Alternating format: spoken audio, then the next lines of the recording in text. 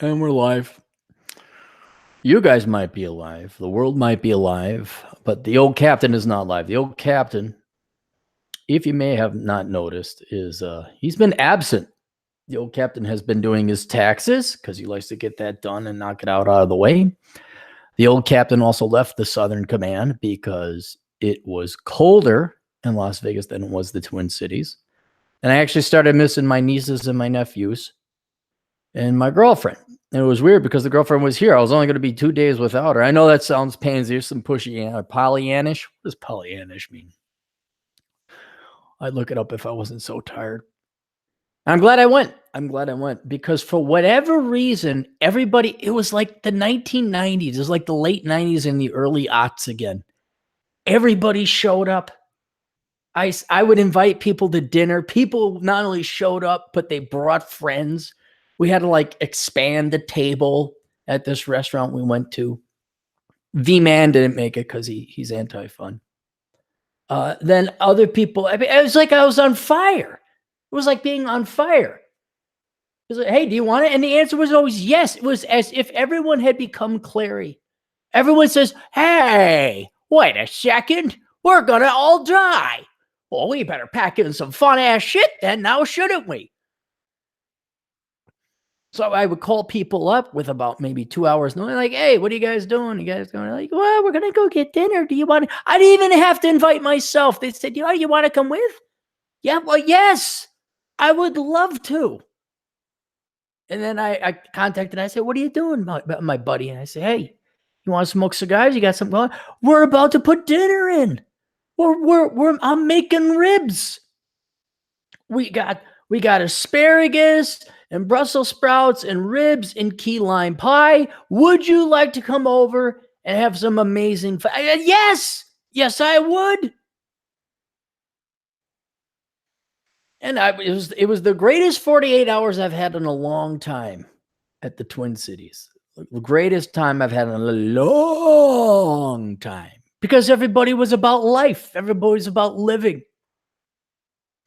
I even want, let me tell you, this is, even though I'm on my way out of the Twin Cities, even though the house will be up for sale in a matter of months, the GF has a battery, a slew, a contingent, I like that. She has a contingent of nieces and nephews over in St. Paul. And they're very loud. One in particular is very loud. There's no spanking. There's no discipline. There's talking and negotiating, and it doesn't work. And then there's yelling and screaming, not by the parents, by the kid. And then there's I don't know about you guys, but I'm getting old.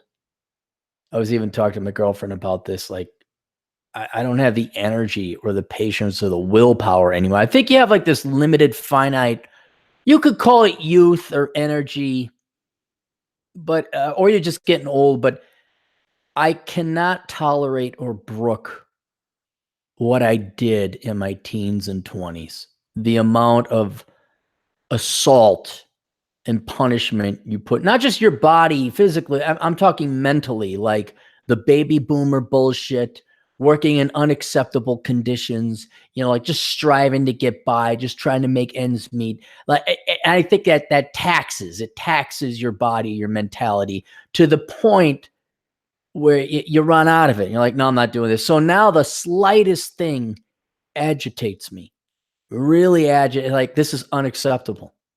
I always feared I'd become like kind of like my stuffy grandpa, where nothing was fun. It was all serious. And now I hate to see it. I could see where he was coming from. I might become more like him than I wished.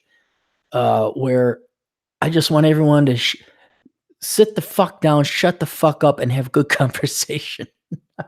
Remember when you were the kids, you're running around, you don't want to sit at the table. You had the kids' table, and the hell if you could even sit there for long enough to eat your damn meal, because you had to go play, you had to run around, you wanted to be kids. And I remember being on that side of the fence where, no, I don't want to sit here. No, I don't want to sit here and wait for you boring old people to finish your fucking conversation. I want to go play. I want to get out. I want to go run around. I want to go play in the basement. I want to play ping pong on the ping pong table. I want to do anything but sit here and talk. Although I'm smart enough with the nieces and the nephews I got now, I'm like, let them go play. Because I know they're kids. Like, they're going to go play. You're not going to get, what do you think? Do you think they're going to sit there and have a meal? You think this is June fucking Ward or June and Ward Cleaver? So I always know, like, look, let the kids eat as much food as they're going to eat. The concept of finishing the food, I've never understood. The kid's full. The kid will eat if it's hungry. I'm the world's greatest fucking parent. I just ain't got no kid. And then let it go play. Your kids have energy. They want to run. Let them go run. Let them go play. And then we adults can have the conversation. But, oh, no. So we all mix it together. We mix it together. And I understand you play games with the kids as adults. I get that. But when the kids command all of the attention and there's no basic 101, hey, the adults are talking, shut the hell up, kid. And there's no spanking and there's no discipline. I know I offended the Molinuiites out there. Then it's draining, it's tiring, it's taxing. And I remember one time I even got a cold like that. I was already probably going to get the cold, but this one misbehaving kid whose teeth I could kick in. And you think I'm joking, and I'm not. There are children I could physically hurt. I'd be perfectly happy with it. I'd go to jail, and that's the reason I don't do it. But that's the only reason.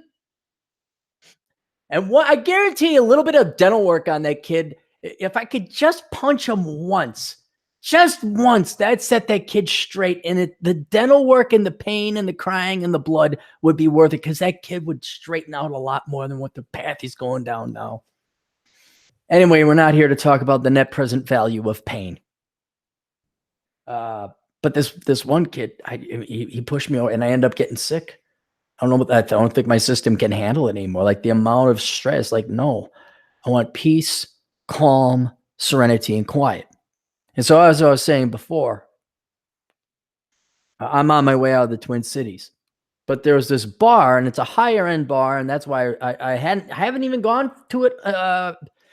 First time I went to it was no more than 2 years ago, called W.A. Frost. And this is in the older hoity-toity. Who's the guy? Prairie Home Companion guy, Garrison Keillor. This is where him and his ilk would hang out. The rich baby boomer hippies of the 60s, the rich ones, the trust fund babies of St. Paul. This is the area they'd hang out on Selby Avenue. Atham, look this up. And nice area. And I know for a fact, because it was known as like where the MPR, not NPR, MPR, Minnesota Public Radio people would hang out. And I would like, no, I don't want to hang out there. I don't want to hang out there. So for whatever reason, we ended up going to this W.A. Frost. I think we were waiting for the cathedral to open because the St. Paul Cathedral is just down the road. DT and the great Matt Baldoni, of which have been there. Beautiful cathedral, by the way, built by white people. Thank you very much. I know maybe there's some minorities that also built it. Minnesota, when it was built, there weren't a lot of minorities in the Twin Cities. And so I went in and I was just like, wow, this is nice. Nice enough. I didn't understand it consciously at the moment. I didn't identify consciously why I liked it, but it was just like, oh, this is pleasant. This is very nice. And so that then opened up my mind to going there a couple more times. So I wasn't terribly against going to W.A. Frost. So when the GF goes down and deals with the regiment or the contingent of nieces and nephews, I go a little bit north to W.A. Frost. I just sat. And so this last time I went there, I had some accounting to do. And I finally figured out why I like W.A. Frost. Overall, it's the environment, but there's like 3 or 4 key things. 1, no fucking television. No fucking game. No fucking sports ball. No fucking sports ball analysis. No fucking washed up jocks who couldn't throw the ball good enough. Oh, you threw the ball. We got to get more points to win more games. Those fucktards. There's not the college game here, the hockey game there, the whatever lacrosse game there on ESPN 12. Nothing. Those old people that I mocked and ridiculed, still mocking it. Yes, you walk in, you could see there's not one gray-haired baby boomer woman that has a ring on her finger. There's not one attractive baby boomer in there. They're all baby boomers. There's not one strong baby boomer man in that bar. All baby boomers. But you know what they are? They're quiet. They're there. They're still having conversation, but they're having the NPR conversation. Buzz, buzz, buzz, buzz, buzz, buzz, buzz, buzz. Buzz, buzz, buzz, buzz, buzz, buzz. Buzz, buzz, buzz, buzz, buzz. Which is annoying if you're listening to it on the radio, but if you're in a bar, it's actually nice. You want to know why it's nice? Because then you can hear the jazz that they have playing at the appropriate volume level. You can enjoy it, you can hear it, you can listen to it. It's enjoyable. And then the other thing is the sun was out, which is rare for Minnesota during winter. The sun was out. And I had picked the perfect seat. I got my laptop out, 10 keypad plugged in, and I proceeded to do my taxes. And I'm not kidding. It was such a pleasant environment, such a pleasant experience. I ran out of receipts. Like I was done. And I'm like, well, maybe I could go and enter some more stuff, baby. And I'm like looking up W-2 information, trying to pull all this information online because I didn't want it to end. That's how enjoyable the environment was. It was quiet. It wasn't this constant assault. Where was I? I mean, there's a million places I've been where there was one place in particular where I'm like, why does this place have to be noisy? Was it a restaurant? Was it a bar? Where the hell was it? I don't know. But yeah, I was just like, can you turn that off? I think it was a bar, getting food or something. But oh no, I can't. We got to keep the game on. I'm looking around. I'm the only one looking at that. I'm like, I'm the only one here. Can you mute it? What's the deal? Why? I've talked about this before, but I know. And another friend of mine who is a bartender, we've had this conversation. Says, well, people don't come to bars to talk; they come here to drink. I'm like, well, maybe if you shut the fucking TV off, they'd be forced to talk. And then over a decade, or let's say the 3 decades of time now that you guys have shoved fucking Sports Center in our fucking faces so that you give them a little bit of time to adapt, maybe it would become a public house, a true pub where people would discuss and have, good conversation. Oh, no. Oh, no. But W.A. Frost, man, I'm adding that to my list. The first thing is, and there's not that much on that list to visit in the Twin Cities. The first thing you do is you go to Sebastian Joe's Ice Cream, okay, over on Franklin and Hennepin in Minneapolis. Second thing, Jack's Cafe. That's Minneapolis. Third thing, what would be the third thing? There's not a lot. Psycho Susie's, maybe. Where do I take my friends when they come here? Psycho Susie's, Nicollet Island Inn, maybe. And these are all the ice cream. Sebastian Joe's is ice cream. You don't go to the Mall of America. Have you been to a mall? Yes. Walk around it a couple times. It's just like the Mall of America. But add to that list now, W.A. Frost. Don't go on a weekend night. You got to go like brunch would probably be a little bit busy too. You want to go Saturday morning or any morning, late morning, any day except Sunday, because then you got brunch and then you got the fucking amateurs. You got the tourists coming in. Even though I wasn't quite a regular of that. Anyway, so I was over in the Twin Cities. I just landed 2 hours ago. Elkins and fucking, what are you going to do, a podcast? You're not going to do a podcast? I said, I got to walk. I got to hike. Elkins gave me flack. Let me tell you about Chad Elkins, the esteemed CPA, who I recommend, by the way. This is what they teach you at the hoity-toity Notre Dame School of Accountancy or whatever. He got his master's in accountancy. I don't know what they call the school at Notre Dame. It's probably something fancy. So I'm walking around with my Fitbit waiting for the bus to come, because you have to beat Space Atham. You have to beat Space Marcus. You just got to beat those guys. And I'm waiting. I'll call up Elkins, see what Elkins got going on. And we're chit-chatting. I say, I'm waiting for the bus. He says, you're waiting for the bus? I'm like, yeah. He says, if you use the right logic, or if you got some work to do over on the Southern Command, you could get an Uber and you could write it off. I'm like, yeah, but an Uber is going to cost $30 or $40, whereas the bus costs $2. And then you go, well, but your time is really worth it. And he completely missed the whole point of the bus ride and the walk. This is not one a decision of economics and efficiency.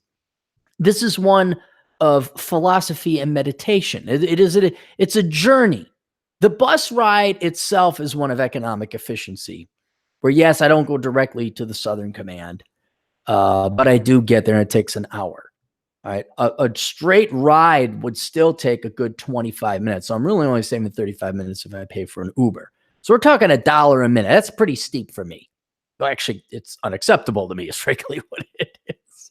$1 a minute? Fuck you. Who are you? Me? I'm not even worth $1 a minute. I charge $1.40 a minute. But it's the fact that for $2, my ass is hauled 30 miles from the airport. That's such a deal. That's like I'm getting some of my money back. These bastards I pay into taxes in the Department of Transportation, some of which ends up in the Las Vegas Metro Transit Authority. I don't know what it's called. Whoever runs the buses out here. I'm getting some of that back. And it's not like I'm not doing any work. I got my cell phone. Can answer emails and do some work. I get to sit. You get tired sitting one way in a plane for 3 hours. You want to sit a different way in a bus for another hour. And so there I am. I take the bus there. I get the thing done. Then there's the walk. I get to the bus stop. It's the furthest it goes. And the Southern Command is 3 miles left to go. And so I put on my headphones. And it's the one excuse that I get where it's like, you know what? You can't work. You can't podcast. For a type A like me, you need to have it forced. Like when you're actually sick, or if you're in the hospital, or like it's Christmas Day and everything's closed, then you are forgiven. You are forgiven to not be working or doing two things at once, because there's no way you can do it. If it's impossible, then your brain relaxes. Then you finally take off. This is why I had to take off 2 weeks. Said I wasn't going to do anything until the 4th. And I was going to make it a policy in my mind. I'm not doing anything for 4. And I kind of slipped. I did a little bit of work, and that's all right because I had to do something. But it's not that, oh, you gotta take a day off. No, you need to take a day off. And then you also need to not worry about it. And to have that, to attain that for someone who's a workaholic, for someone who has constantly been go, go, go, go, go with the Gatling gun just going since 1993, you just can't let go. So when it's impossible to do anything else, then your brain relaxes. Then you chill out. I'm in the airplane. I can't do anything. I guess I'm going to play this dumb Match 3 game I downloaded for free on the internet. I guess I'll listen to world-class bullshitters. I guess I'll listen to whatever else. I guess I'll listen to In Our Time. And there's no guilt. There's no shame. Even when I'm driving road trip, I'm like, well, maybe the GF can drive and I could do some podcasting or work on my laptop on the side. Nope. So then I get the hike. I get the 3-mile walk. It's not a run. I'm not going to rush to get home. I can actually just take a leisurely walk to the Southern Command. I listened to the Dick Show, the highly popular Dick Show. Just binging out and just enjoying, just walking, taking my time, deciding where I'm going to get some food because all the other food is frozen now. And it's like, oh, gotta get them some food. Thank God we're in Vegas because places are fucking over. God bless America and God bless fucking capitalism. Unlike you European socialist pussies where everything closes at 6 p.m. And then I got here and then I'm like, hey, when are you going to podcast? What? It's like, oh my God, get the broomstick out of my ass. Let me get some food in my system. I just hiked 3 miles, not to mention walked around the airports for 4. And now I'm here. Now I'm back. And so this is going to be a real shitty podcast. Let me open up this. Okay. Let's see if there's if we got any super chats. I'll just go through. There's super chats. Who knew? Look at that. Look at right there. Good old loyal Percival, aka Atham. Cappy, you suck. From Atham. Fuck you. Lewis 109 donates £5 British, which is actually good money. That's like $7-8. Just to clarify from last stream, Subscribe Star is the alternative to Patreon. Oh, dude, I'm writing that down. Thank you, Lewism 109. Subscribe Star. Subscribe Star Patreon alternative. Although, holy shit, I don't know what happened. I'm almost up to 100. Hang on, let me just take a look. I don't know. Patreon took off. That's the cool thing about Patreon. You can look up and see how much other people have their donations. Yeah, dude, guys, we broke $100. We're at $117 a month now. So many thanks to all of you who did that. Again, you could donate for less of a percentage going to PayPal, but I know that it's like Kleenex or VHS versus Betamax. People just prefer to use Patreon. I got it. But yeah, dude, this is more than what's it called? Beer money. That's my cell phone bill and my internet bill combined, because I don't have a cable bill and I'm very cheap. But yeah, you have to have redundancy now built into every online person with their online media empire. You need to have redundancy built into your online media empire, because the YouTubes is gonna take it away, and then the Patreon will take it away, and then the PayPal will take it away. Because in 1973, you put your arm around Susie Q at a Christmas party and did the accidental boob feel. Like your arm is around, your right hand goes around, you accidentally have your hand hovering. You're not even touching, you're not even aware of it. But that makes you a rapist. And so that's why we have to ban you. Elkins is in the chat, but he doesn't donate any money, so we're not going to read his stuff. And that's it for the super chats. So, all right, I got to be a little bit more professional on this because we do have a sponsor. Darn it, I got to look it up too. How professional is that? It's one of which is Orion's Cold Fire. So go to orionscoldfire.com. He's been a regular sponsor of the podcast and the media empire and blah, blah, blah. He does write articles. He does do a blog like I do, but more importantly, he has pictures up. He does photography. And I don't know about you, but I'm mighty fucking sick and tired of politics and all this other bullshit. Let's take a look at his site. orionscoldfire.com.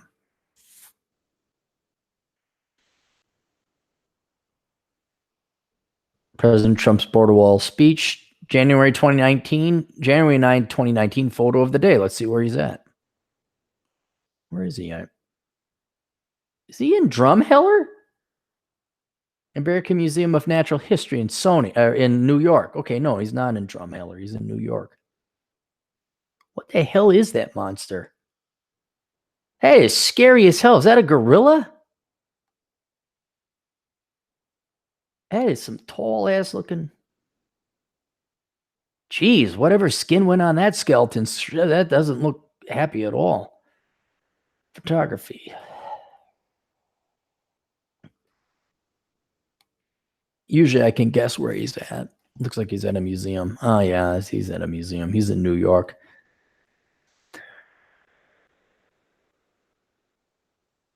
God, those some weird looking creatures. Are these real skeletons? That one doesn't even look real. That does not look real. And here's the problem with a lot of these. If you guys ever go to museums and you see the skeleton of, some ancient creature or a dinosaur or whatever, that you find out that it's a model. It's a remake. It's not the actual bones. The actual bones are hidden somewhere. So they put together this plaster remake of it, or a mold. And you're like, fuck you. I don't want to see that. Go to Drumheller Museum in Alberta. That is cool. There you get to see the real dinosaurs. That to this day, by far, even more than Badlands National Park, is the biggest collection of dinosaur fossils. I know it is way the hell north of here. I know it's way the heck out of here. But that is something that you should take your young kids to see. Every young boy and girl should go see that. I don't think we have anything like that in the United States. It was very amazing. Then we also have, here we go. Darn it. Thought I had it. New sponsor. Friend of mine. There we go. Family law, blah, blah, blah, blah, blah, blah. Darn it. Where is the URL? Joe wanted me to advertise his YouTube channel, which I have no problems doing, but he didn't send it. No, it's probably on Facebook. All right. I'm going to add that to Joe. Don't worry. I haven't forgotten about you. I just literally got in from the airport, grabbed some food, and I decided to bang this out.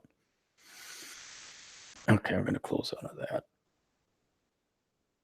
Billionaire has planned for post-impeachment America. Oh, really? Okay, good for you guys.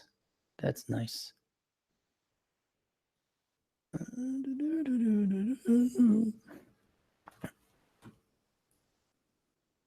Get to... Here we go. I'm going to address this very quickly. Well, not very quickly. We got a lot of reading to do.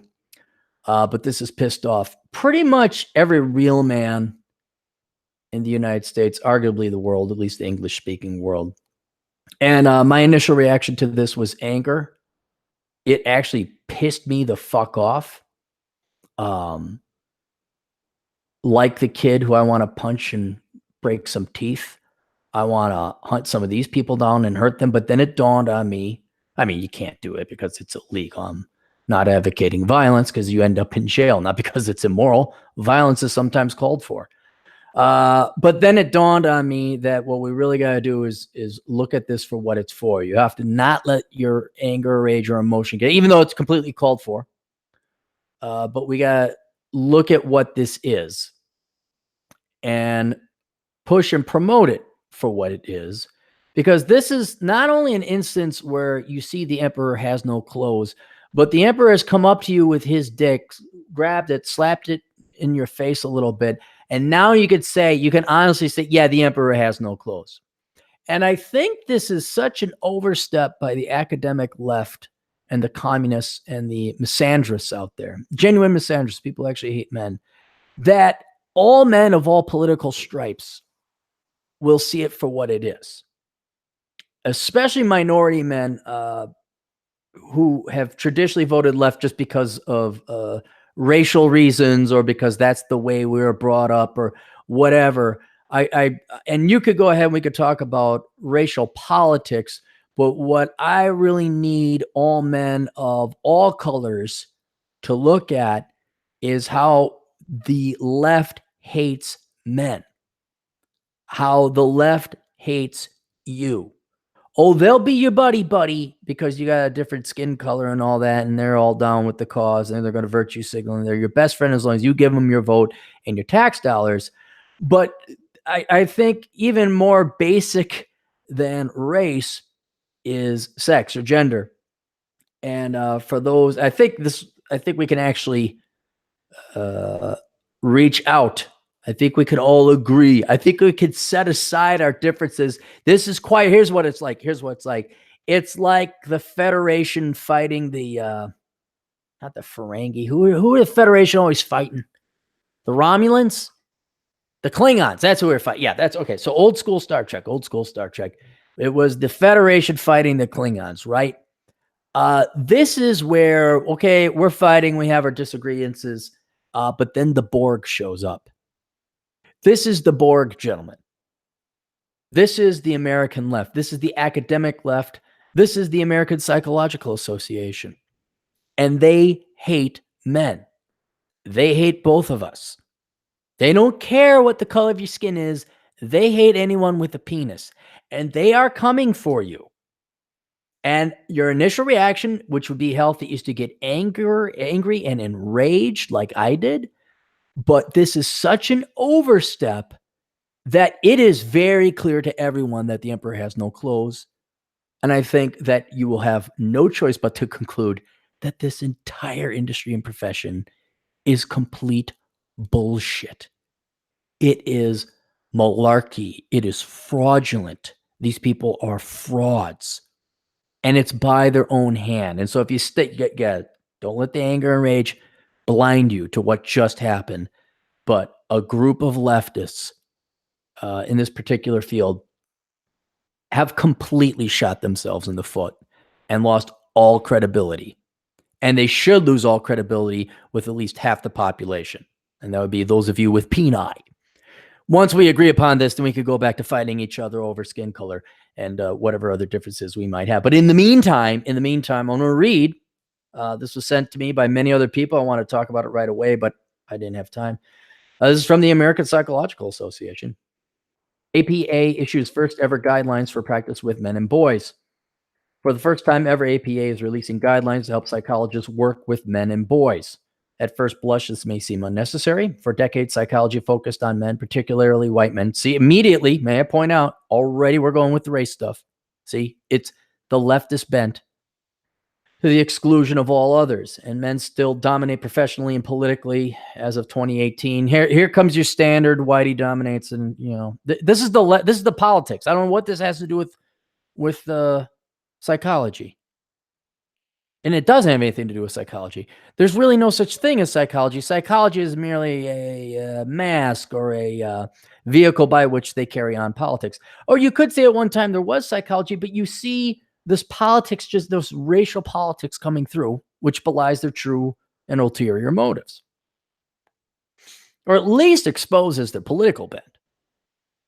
As of 2018, 95.2% of chief operating officers at Fortune 500 companies were men. Yeah, it's because we work harder and smarter and stronger. Terribly sorry.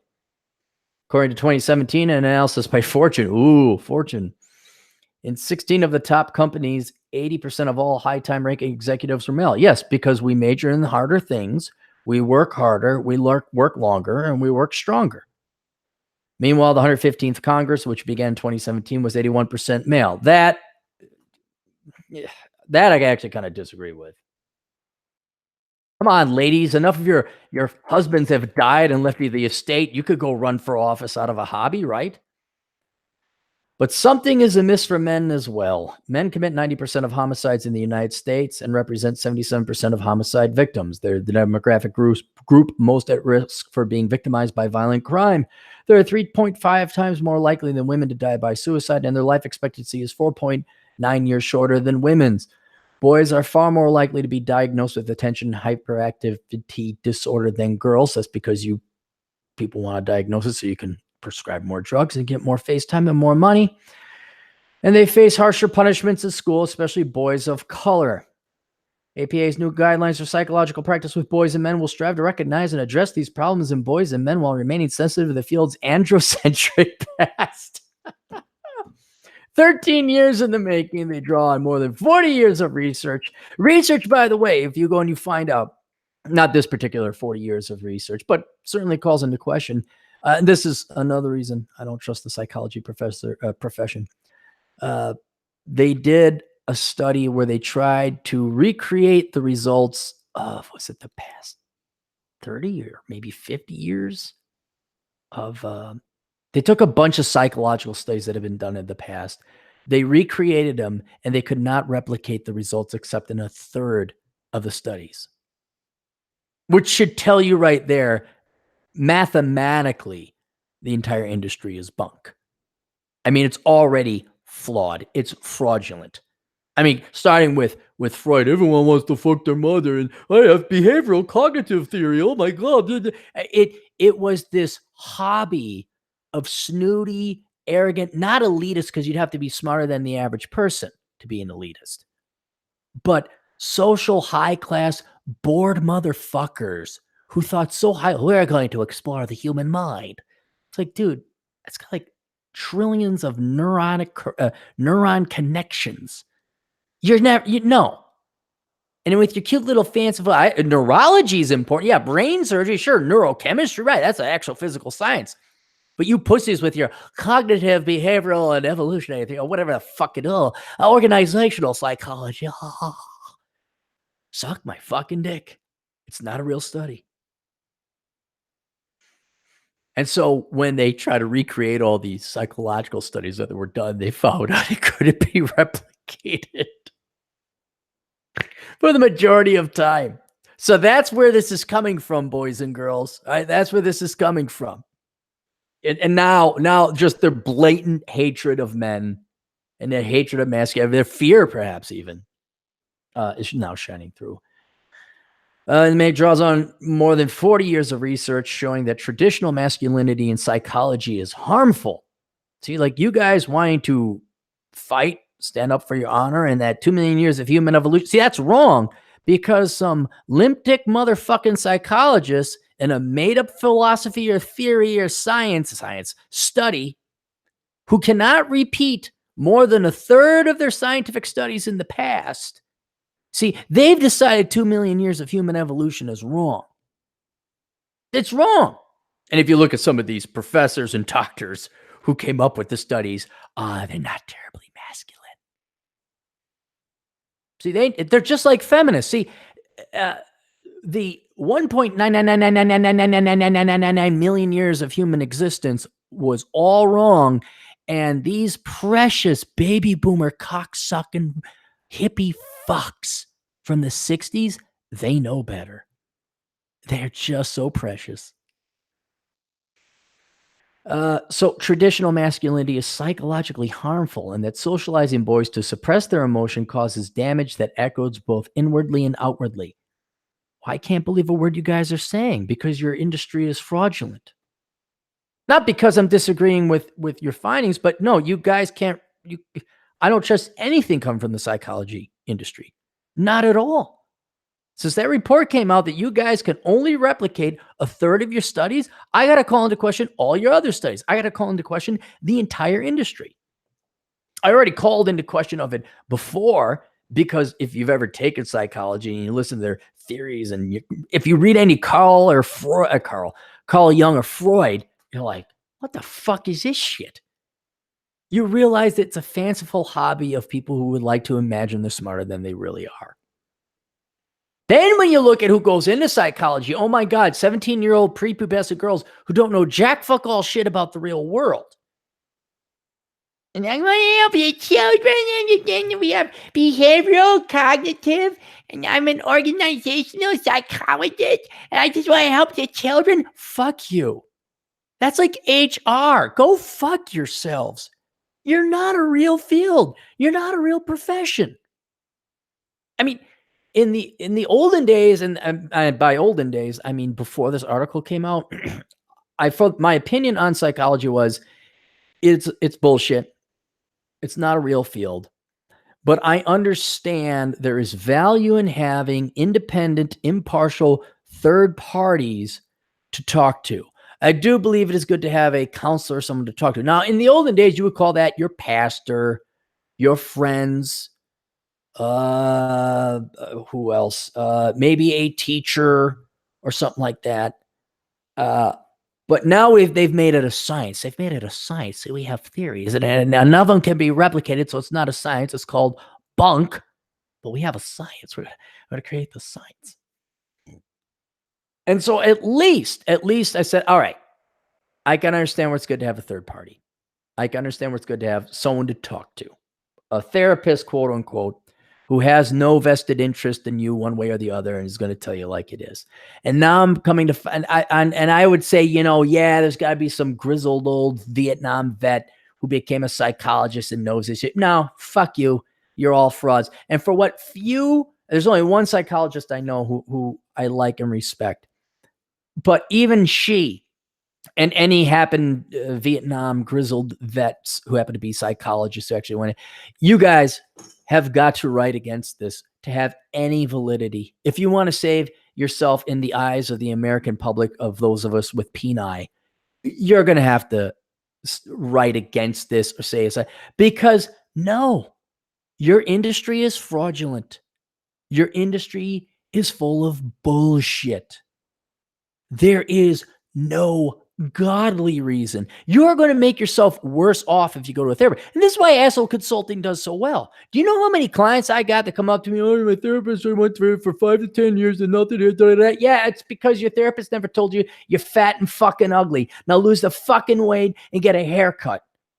Then I get an email for 3 years. Oh my God, things are going great. I lost the weight. Oh my God, who would have thought the truth mattered?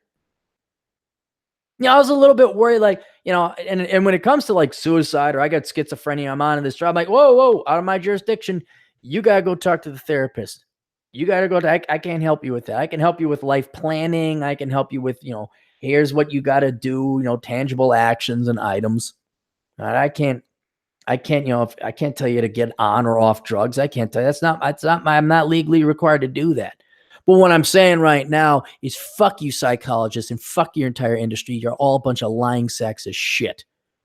It's all bullshit. And so going forward, I'm still going to be like, oh yeah, hey, that's the psych. Oh, were you diagnosed with schizophrenia? Well, that's the psychology thing. Oh, you're told to go on that drug. Oh God, that's not my jurisdiction. That's not my domain. But you know what? Fuck all of you. Just fuck all. I got a buddy who unplugged a girl. He unplugged her from the Matrix. She was on what? Adderall, antidepressant, whatever. He says, no, you're off those drugs if you're going to date me. And oh my God, imagine that. She went from this party girl whore type to this responsible, happy, fulfilled woman. Oh my God, she found out that it's not drugs and partying and booze and having cocks inside of you. It's having loved ones in your life and not having booze and not drugs, but having these drugs to make you happy. And whereas I will even admit there are people who have legitimate, it's not admit, this is a fact. There are people with legitimate mental disorders. Don't even act like you motherfuckers give a shit about them. You guys are too busy writing unnecessary prescriptions for Adderall or Ritalin or ADH drugs or whatever the fuck it is, whatever is popular right now, because you're just in it for the money. That's all it is.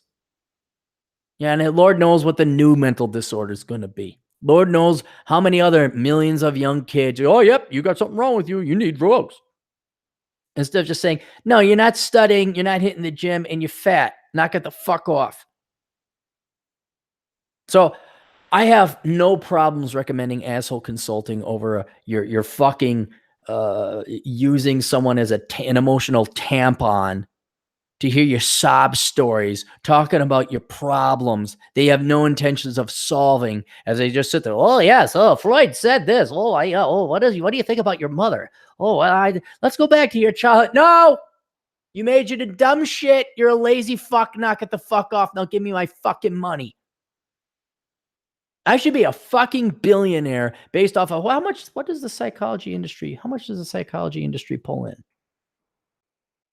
Size of psychology industry.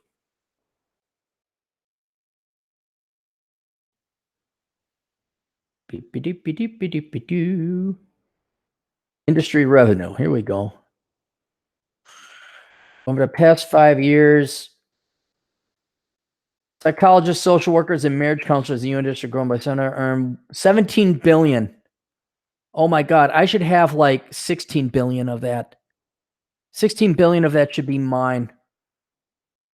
There's none of you fucker. Oh, marriage counselors. Yeah, marriage seems to be doing real well. Oh yeah, you guys really got it. Social workers. Yep, you solved all the social problems. You fucking frauds.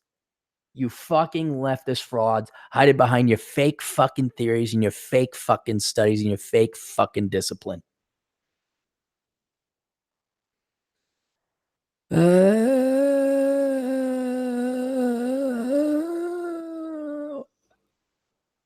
13 years in the making. They draw 40. Yeah. APA's guidelines for psychological practice with girls and women were issued in 2007. I'm sure they were spot on too. They're so oppressed and they just need more support and more government money. Like the guidelines for men and boys, aims to help practitioners assist their patients spend more money, never solving their problems. Oh, I'm sorry. It doesn't say that.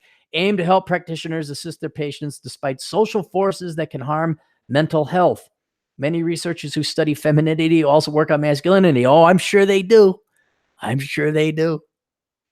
Several contributors to the guidelines for girls and women have also contributed to the new guidelines for boys and men. I'm sure they have. I'm sure they have. First, cut off their testicles. Though men benefit from patriarchy. See it right here, right here. Though men benefit from patriarchy, they are also impinged by patriarchy, says Ronald F. Levant. Now, I looked this guy up.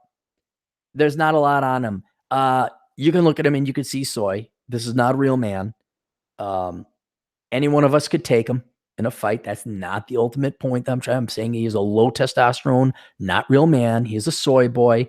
Of course, he's a baby boomer, and he has never set foot in the real world. Never. He's gone. He's been in academia his entire life. And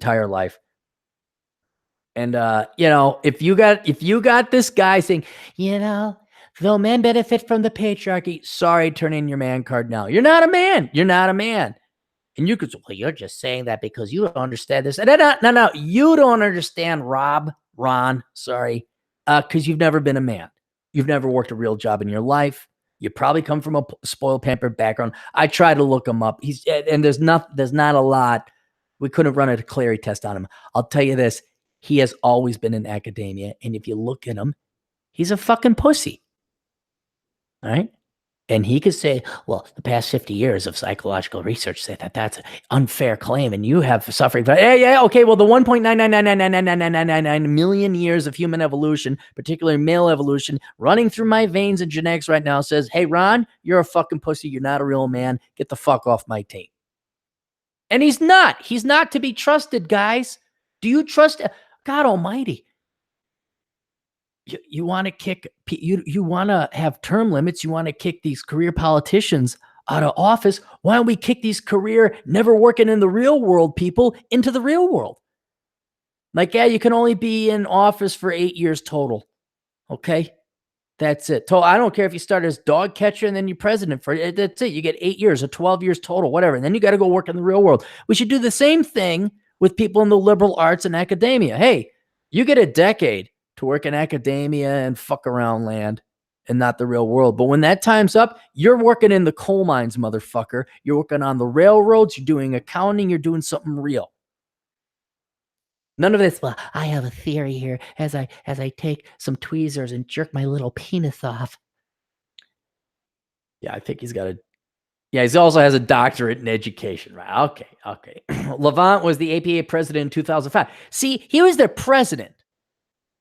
He was the chief psychological professions president in 2005. I mean, that's who's heading up this organization. We might, seriously, what do you want? Himmler to head up the Israeli American League? The Jewish Defense Fund? Should I head up the NBA Tall Guys Basketball Association? What?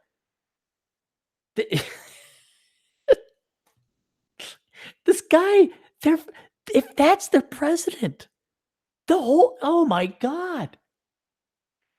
The needs of men. Oh, this ought to be good. The second wave feminist movements in the 1960s, all psychology was the psychology of men. Most major studies were done only on white men and boys who stood in as proxies for humans as a whole. I'd like that cited, please. I'd like to see the research on that. Researchers assumed that masculinity and femininity were opposite ends of a spectrum, and healthy psychology entailed identified strongly with gender roles conferred by a person's biological sex. Yes, that's how it works. But let me guess, you guys in the 60s and 70s with your pot and your LSD and your no work ethic, you thought differently, right? But just as the old psychology left out women and people of color and conformed to gender role stereotypes, it failed to take men's gendered experiences into account. Once psychologists began studying the experiences of women through a gender lens, it became increasingly clear that the study of men needed the same gender-aware approach, says Levant. Oh, shut up. You said nothing. The main thrust of the subsequent research is that traditional masculinity, marked by, listen, this is bad now, guys. This is bad. Marked by Stoicism, which means accepting what you do and do not control and not getting worked up about it. That is, I think, one of the pinnacle achievements of a mature man is where you are stoic. You do not let things you don't control bother you. Even I wrestle with this. Like, I should be very stoic about this article, but it's very hard to be 100%. I am stoic about it now because they have shot themselves in the foot. I don't control this bullshit being published, but I sure as hell could expose it and point out the American Psychological Association just like taking their dick and hitting the men's face and say, see, we know better than you. We know better than you. Actually, the American Psychological Association had to go get a strap-on dick because, again, they have tweezer-sized dicks. You know, they say, oh, Mr. Levant, I think we're going to need a little bit bigger dick than that. So, oh, he has Freud. He has penis envy. See, they're probably saying that about me now. Anyway, these are bad things. Stoicism is bad. Knowing the, what is it? The alcoholic's prayer or the stoic's prayer. Stoicism is not a bad thing. Competitiveness? That's the next. Competitive. Oh, you mean where we decide who's the best and we unleash new and best technologies that dominate in the market and advance society and increase life expectancies and standards of living? You mean that competitiveness? Dominance and aggression. Well, that's pretty good. I like aggression. I don't know about dominance, but aggression is good. Who would ask the women out? We think women are going to ask guys out? That would indicate they're equal to men. Levant is on the whole harmful. Men socialized in this way are less likely to engage in healthy behaviors. For example, a 2011 study led by Kristen Springer, PhD, found that men with the strongest beliefs about masculinity were only half as likely as men with more moderate masculine beliefs to get preventative health care. Well, that much I will agree with. That's the one thing. Like, guys, you got to go in regularly. You get the finger shoved up your ass, test your balls, make sure you don't got testicular cancer. And in 2007, researchers led by James Marshall, PhD, Boston College, found that the more men conformed to masculine norms, the more likely they were to consider as normal risky health behaviors such as heavy drinking, using tobacco, and avoiding vegetables, and to engage in these risky behaviors themselves. How about if maybe women weren't a bunch of fat, bitchy sows that they are today and supported their men, and instead of being told that we're evil, we have privilege, and that we're oppressing women, and women, I mean, my God, when's the last time a guy has been cheerleaded on? This has been going on for almost more than 30 years. 35 years to go on my take. Let's just call it 40 years. Don't you think constantly cheering on women and telling men they suck, maybe that's why they drink? Maybe that when women are told that they don't need men and you take away the only thing that men really worked for, gave them purpose and meaning in life, and that would be a wife that would presumably have kids and a family, and you made them fat, ornery, I don't need no man, to the X to the Y to the Z to the C. Oh, wow. I wonder why guys drink. And then you replace them with government checks. You tell them that their nature is bad and harmful. I can't. Oh, and then you outsource all the industry. I can't imagine why guys drink. Can't imagine. Or maybe that's too simple a theory. Too simple there, Ron? No. It just has to be their genetic nature. I'm sure that's what it is.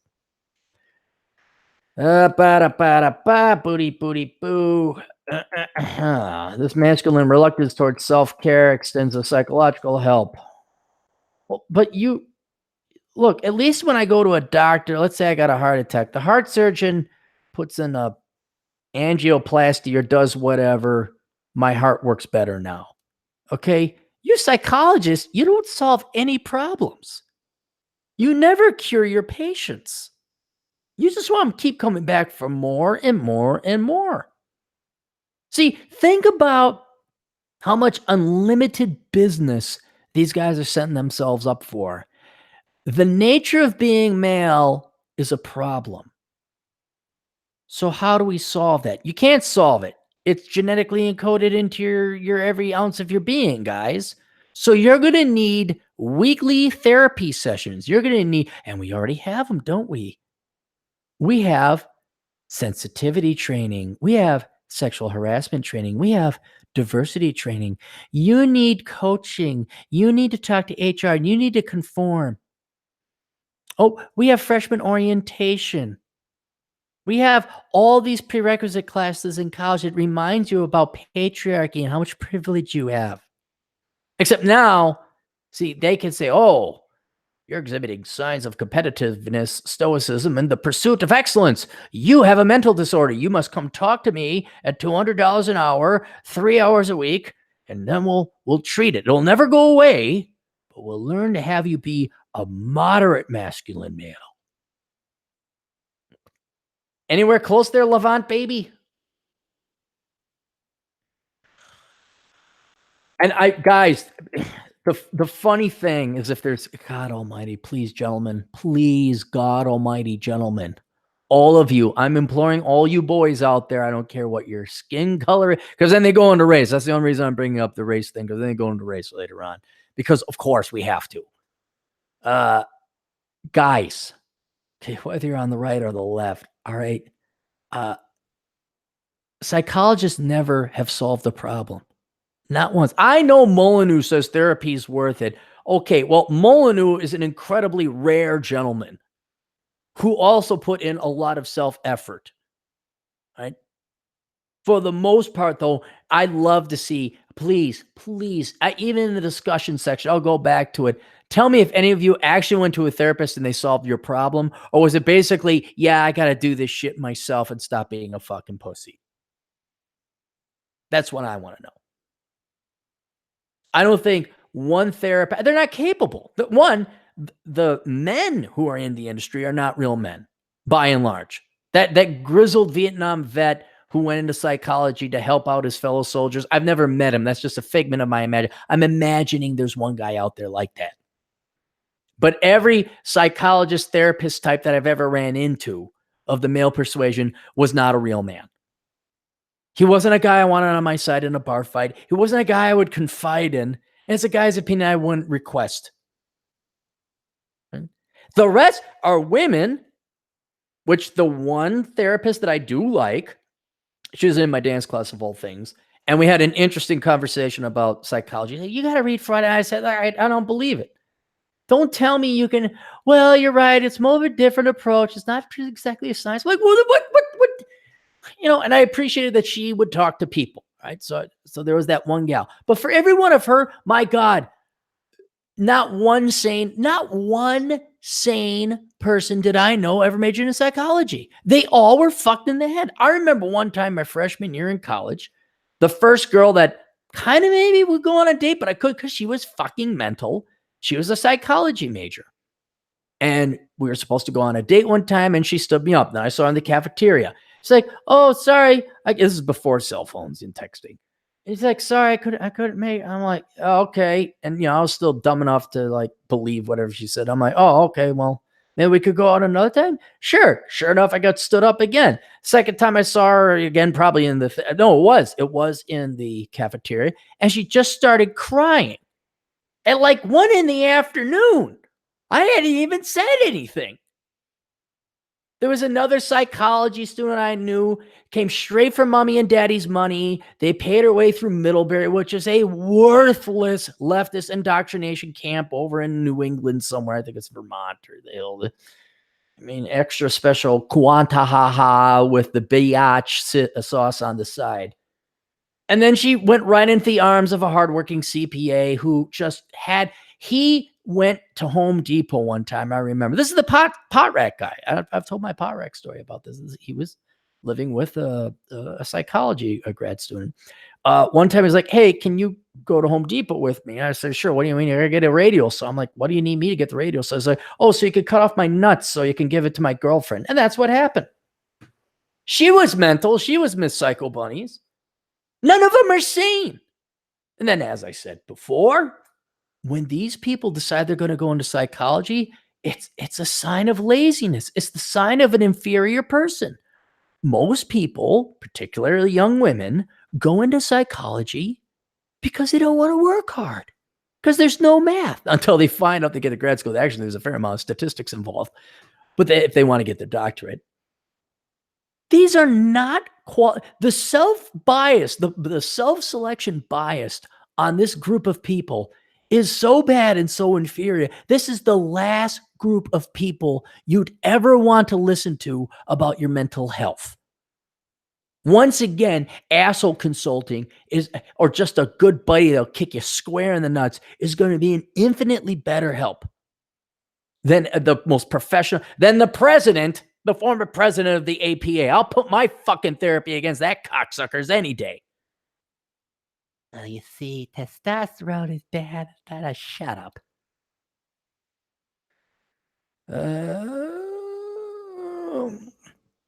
Because of the way men have been brought up to be self-sufficient and able to take care of themselves. Oh, no.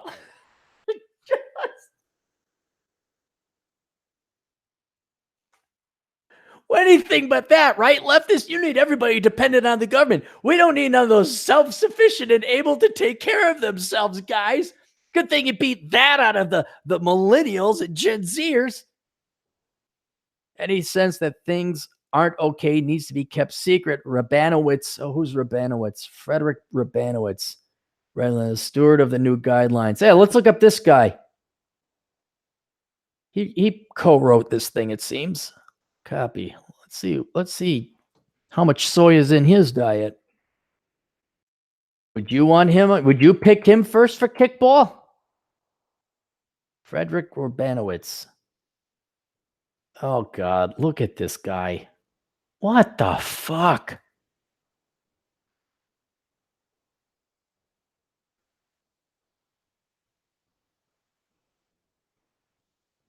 Yeah, look at this guy. Look at this guy. Hanging out with a fucking hippie. Yeah, okay.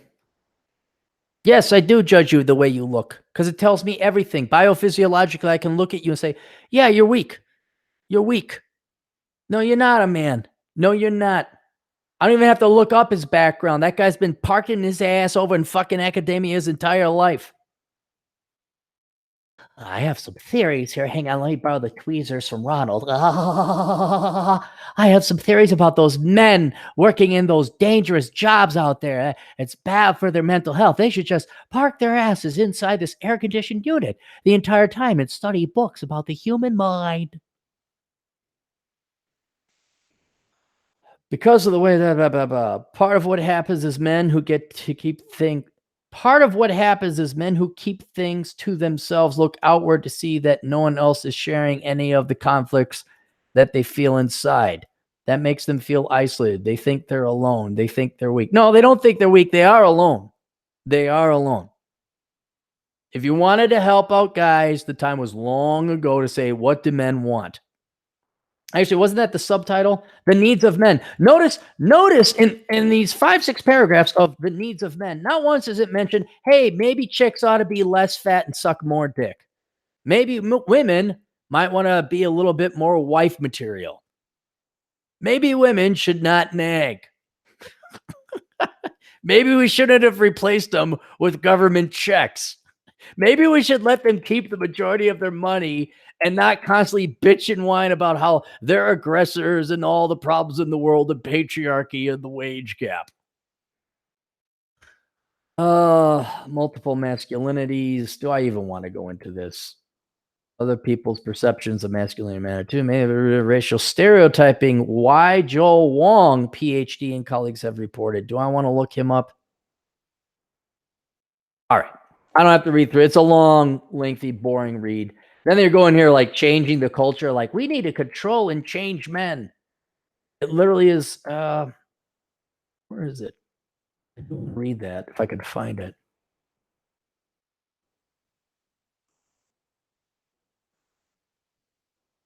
There was a quote in one of the articles I read where they're like saying we need to change. Ah, here it is. Here it is. Get that message out to men. They're adaptable, emotional, and capable of engaging fully outside of rigid norms, is what the new guidelines are designed to do. And if psychologists can focus on supporting men in breaking free of masculinity roles that don't help them, the effects could spread beyond just the mental health for men, McDermott says. If we could change men, he says, we can change the world. Who is this McDermott fuck? Hey, McDermott, try and show up at my place and try and change me. I'd love to see you, McDermott. What's his first name? Where is he?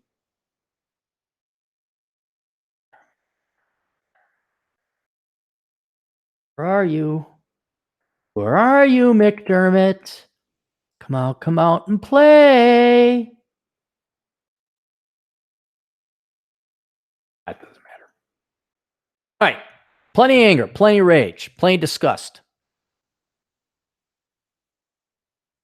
Look at the response that this article has gotten. Even on the mainstream media sites, they at least ran with it, which means they're like, hey, this is controversial. This is not your run-of-the-mill APA reports.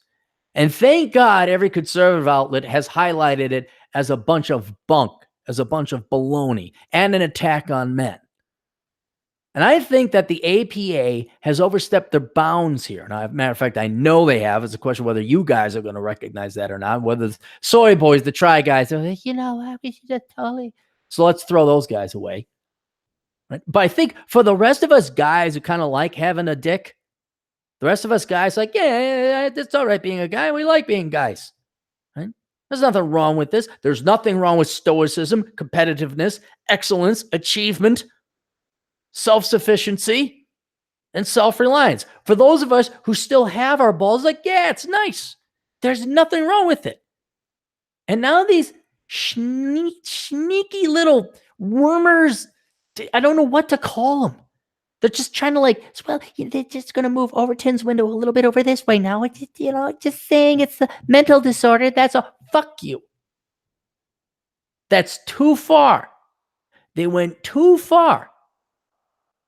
And what I want you to do is realize that they just shot themselves in the foot. To point this out, I've half tempted to copy the whole thing, copy it and paste it and save it on the blog so we actually have an original recording in case they decide to edit it or change it. Now, because of its political tone and like, oh, masculinity's been all this other snivelly little bullshit. But then finally, don't give any credibility or credence to psychologists. None. If you run a business, you don't hire them. If you have a problem, you don't go to, God almighty, don't go to a psychologist. Don't even bother going to a psychologist. Right? It's just no reason to. None. They're not going to help you. They're going to hurt you. I have not heard one good example about talking to a therapist. Not one. Everyone I've ever heard from has come from like, oh, we go to couples counseling or whatever. And if it's a woman, she's a feminist quanta ha and a half. And I can't believe it. I didn't believe it at first. Like, really? Do they always side with the woman just because she's a woman? Or come on, they got to be like, nope. Now, after reading their political bias on reading this tripe, no, now I'm thoroughly convinced that there is a feminist political leftist socialist agenda. They just happen to slap on psychologist on top of it, make it seem like it's not what it is. There is no godly reason to go to a psychologist. There's no godly reason to listen to a psychologist. And whatever psychological studies they come up with have already been proven to be bullshit 67% of the time. And probably 100% now you'd probably wiggle with the figures, maneuver and massage the numbers. But it's very clear that the American Psychological Association has no intention of helping out mental health. They don't even know what fucking mental health is. It's their hobby. This is like sociology majors. This is like political science majors. They don't give a damn about helping out society. They don't give a damn about improving politics. The psychologists certainly don't give a damn about improving your mental health. They view this as a cute little hobby, a little intellectual interest, a little extra intellectual experiment that's more important to them than the hundreds of millions of lives that are ruined or killed in the case of communism than the people themselves. I mean, how many millions of kids are being told today, oh yeah, you're transgendered or you're bio, because it's political, because these therapists don't have the balls to say, no, you're not, little Jimmy. You're just trying to be popular. How many little kids out there right now have been given, how many adults over the course of their life have been given all these unnecessary drugs because these therapists had their cute little pet theories? You're nothing but fucking cattle experiments to these people. Only difference between what the Nazis did with their death experiments is that it was physically painful and torturous. Here, it's mentally painful and torturous. In both cases, the experimenters cared more about their pet theories than their human subjects.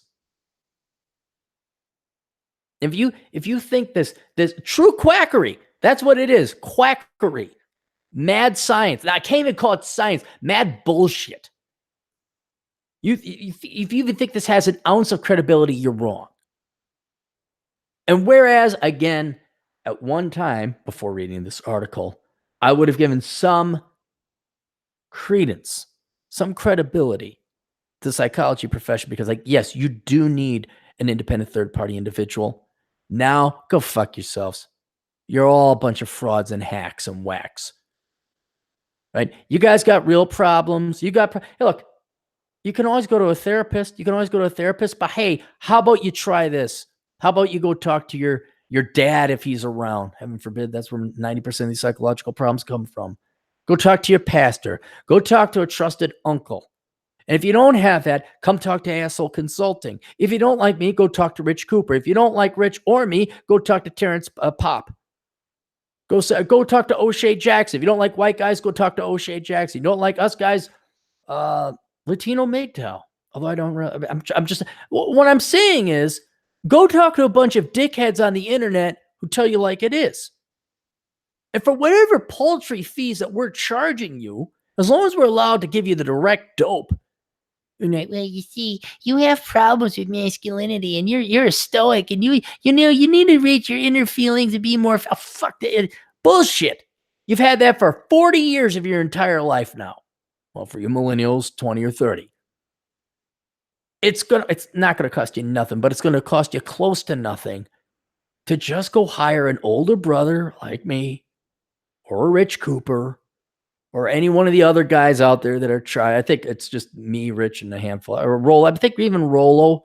If you can't afford that, go buy our books. It's not that hard.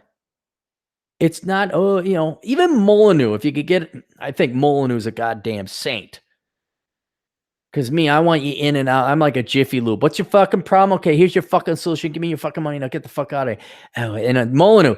Hello. Now, go in a little bit more detail. Yes. Wait. Back up a bit. I'm like, oh, fuck. This is going to be a 3-hour conversation. And he's very thorough. The guy's a fucking saint. But there's a backlog to get on his show. But really, you want your problem solved? Why don't you give Asshole Consulting a shot, all right? And then you could go to the therapist, It's not like if you go to Asshole Consulting, you can't go see a therapist. But see if a swift kick in the ass doesn't do it for you. So, well, you got slight on the spectrum. You're slightly autistic and you have hints of ass. Oh, fucking Christ. No, you don't need drugs.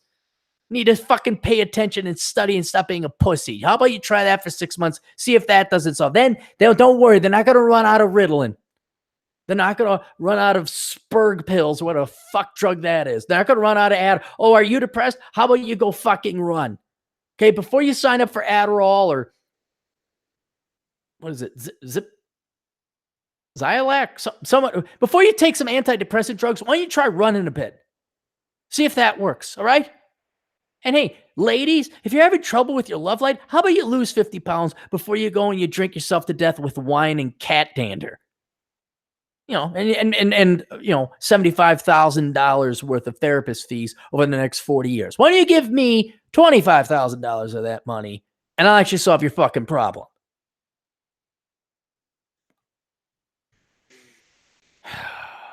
So there, let us rejoice. Rejoice, rejoice. The APA fucked up because Ronald Levant exposed what a prick he is. Hey, Bacon's in the house. Let's go back up to the top here. Whoa, we got more super chats. Hang on. Bacon, Nick. All the old guys. Hang on. Yeah, I don't have the video up because I'm at the Southern Command and my buddy bought the shitty internet package, which means the bandwidth is not that good. Nick Schulaner writes, some money for our favorite angry podcast monkey. Thank you. I am the podcast monkey. I am the El Chaparrito. I am America's older brother. I am the world's only professional asshole. Bacon Maldito. Still working. Had a couple walk in front of my car when I had a green light. Didn't bother stopping. They figured it out and ran, then clipped me off. Well, wait. How did they clip you off? Like, if you didn't stop, still working. Had a couple walk in front of my car when I had a green light. Didn't bother stopping. They figured it out and ran, then clipped me off. Guess the neighborhood, Nick. And you're welcome. Guess the neighborhood. I don't know. I don't even know where you live, Bacon. Nick's going to guess Seattle. Cappy is laying down the law. Duke Tip donates $2. How about joining a fraternity to build network? What I don't get, I'm all for it. You have old fart fraternities like the Masons or Rotary Club and Fraternal Order of Elks, the Eagles. I've looked into all those, and they are basically just an old man's drinking club. And I did look into pretty much all of them. Like, I'd visit some of their houses or their basically bars. They call them buildings or houses or something like that. And you go there and it's like, oh, okay. But what I was always wondering is, why does a fraternity have to be part of a university? A lot of times you hear in the news, oh, this fraternity was kicked out of university, or Animal House, where it's like, you are under double secret probation. I'm like, who the fuck are you? Like, why does a fraternity have to have permission from the university to open? Like, on the U of M campus, what's to prevent a private nonprofit entity buying a piece of property and saying, hey, we're Sigma Phi Delta, and we're all about fucking broads and drinking beer. And then the university could get its tits in a bundle for all. Like, so what? No, we're a private organization. You can join this university or this fraternity. We have no affiliation with the university. We just happen to own a building nearby this campus. Like, you don't even have to be going to the university. You can just, you got to be under 25. It's a fraternity for younger men. And we happen to buy private property nearby universities all over the nation. So I presume that fraternity, somebody who knows more about fraternities could probably tell me. But I'd imagine universities have to approve of a fraternity. But why would you submit yourself to the approval and authority of a university? I mean, back in the olden days, you know, when evil capitalism and white males ruled the world, it was just like, yeah, we're going to have good rapport with the university. But now, I mean, oh God, they hate. Remember that, like reportthem.com, where you were allowed to accuse people of harassment and assault and rape and battery and all that other stuff with no proof. And they, in their questionnaire, it says, which fraternity were they associated with? These SJWs got a hard on for fraternities, guys. They really do. And I think every fraternity should, like, cut. If you want to continue on, you should cut your ties with the university that you're associated with, or however that rule works. And then just open yourself up under a new charter, 503C, and say, hey, we're Delta Sigma Rep, and you can join us. Oh, hey, we're the same guys we were before, but under a different deed on the property to our house. Bacon Maldito writes, inferiors push equality to tear down superiors, then wonder when they're gone why their lives are crap and no one loves them. Enjoy their suffering. Yeah, that Ronald Levant guy, well, all those guys that I looked up, they are not getting good looking tail. They are not. Now, every great once in a while, the old captain got a 9. There was a 10 that I could have gotten, but something was off, and it turned out something was off. But I'm a solid 7 or 8 kind of guy. I could always do 7 and 8. 7 and 8 is where the old captain kind of hangs out, and he's not punching above his weight there. But these guys, I think that Ronald guy is gay. He looked gay. He looked very effeminate. Nothing wrong with being gay. Just don't fucking talk about masculinity when you're gay. And if you are going to talk about masculinity when you're gay, be masculine like my buddy Khan, or like the ripped gay guys. Don't be some pussy, weak ass Pollyanna, of which the word I'm going to have to look up later, who sits in academia and pines and pontificates and never gets a fucking paper cut. Oh.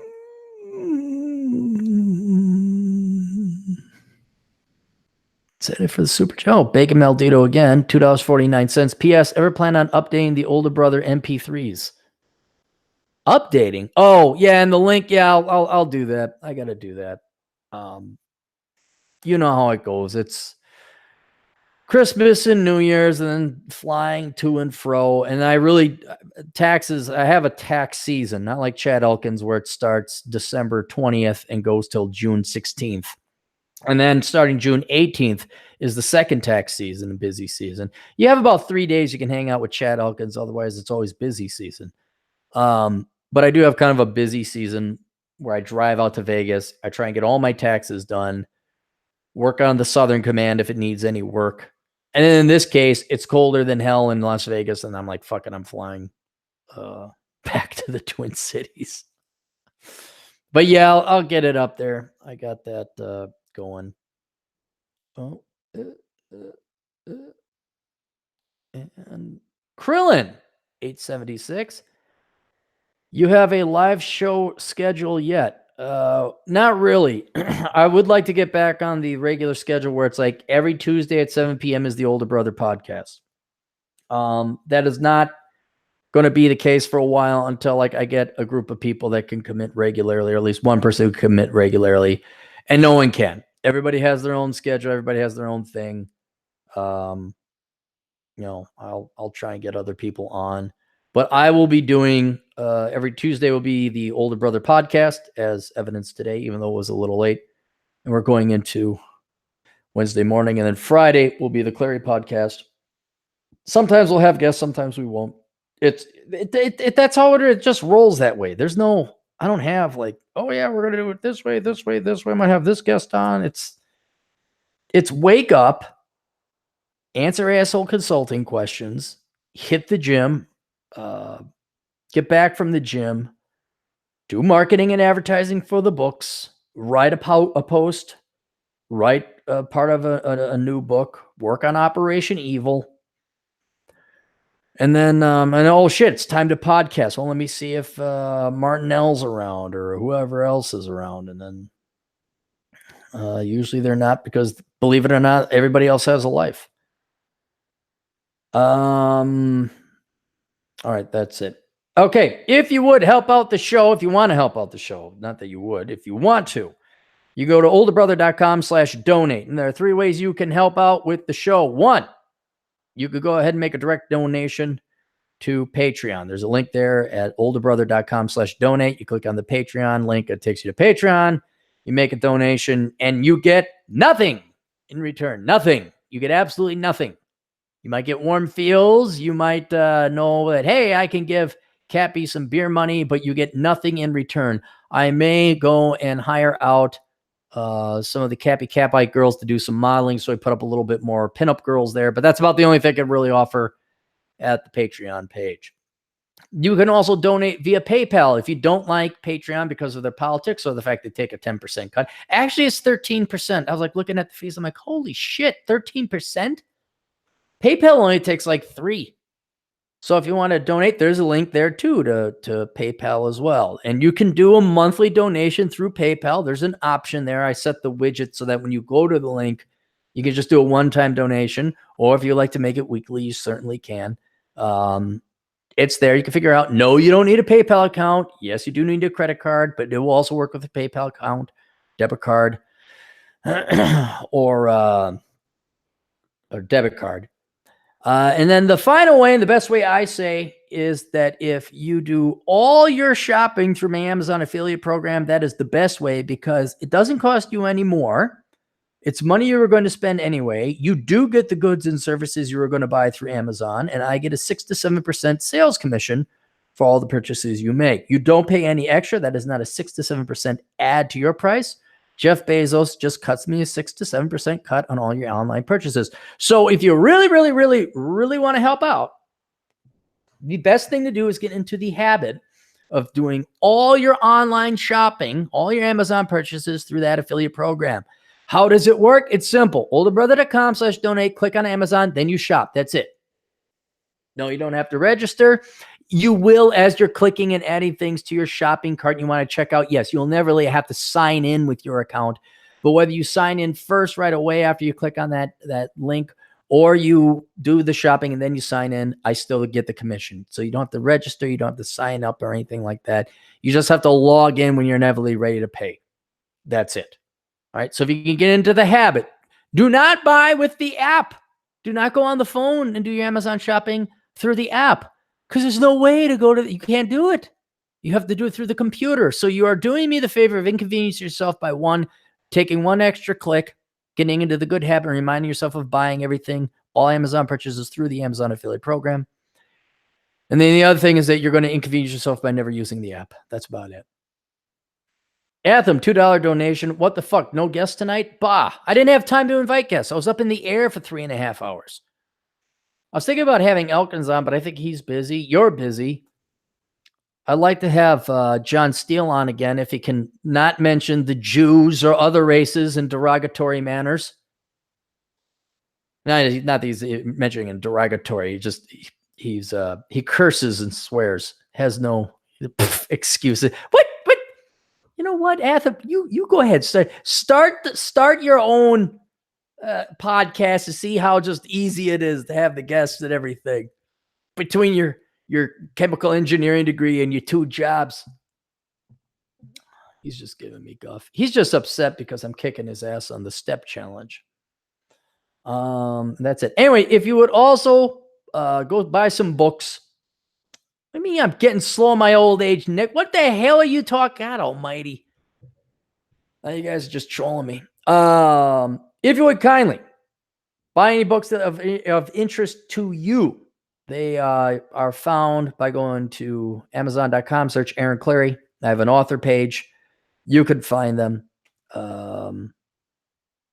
And yeah, so go buy books. I'm sorry, guys. I'm dying here because I got to go to bed pretty soon. Then what was the other thing? There was books. Oh, as the topic of our conversation, for God's sake, I'm more confident in asshole consulting and the truth consulting in industry in general now than I ever was before.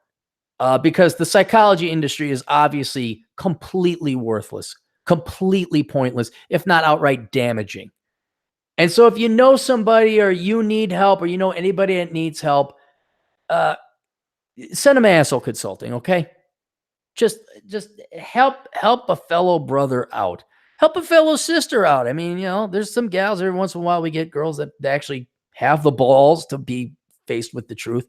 But for God's sake, if you guys got problems, run it past me first and see if I can't solve it for $50 or $100 instead of you going talking to some pot-smoking, hippy-dippy baby boomer fuck or some washed-up Gen X wine-guzzling spinster woman with their cats who hates men. Just give the old captain a shot, all right? So fuck Levant, go Cappy. Kareem writes, serious question. Should I buy Chris the high IQ? I only have an average IQ. If I only have an average IQ, I want to support the podcast. Well, I want to get that. Kareem, how do you know you have an average IQ? Go to queendom.com. And he did say he tested it's about 100. Yeah, I would say Poor Rich's Retirement would be a good one. I mean, it kind of depends what you want to do. Poor Rich's Retirement is a good book for everybody, regardless of your IQ. Bachelor Pad Economics would be a good one too. That's universal. Worthless, that presupposes maybe you're going to college and maybe college isn't for you. If you're in the U.S. reconnaissance, man, Kareem wants to be a plumber. Shit, go be a plumber, man. Those guys make good money. Go be a plumber and take some classes in accounting. You don't have to take classes in college, but take some classes online and learn how to be an accountant. Learn how to do managing and all that, and then you have plumbers working for you. That's good money. That's good money. You don't have to be brilliant to be well off. That's certainly true. All right. That's it. Check out all the websites, CaptainCapitalism.blogspot.com, AsselConsulting.com. Tune into all the other podcasts, and we'll see you guys later. Toodles.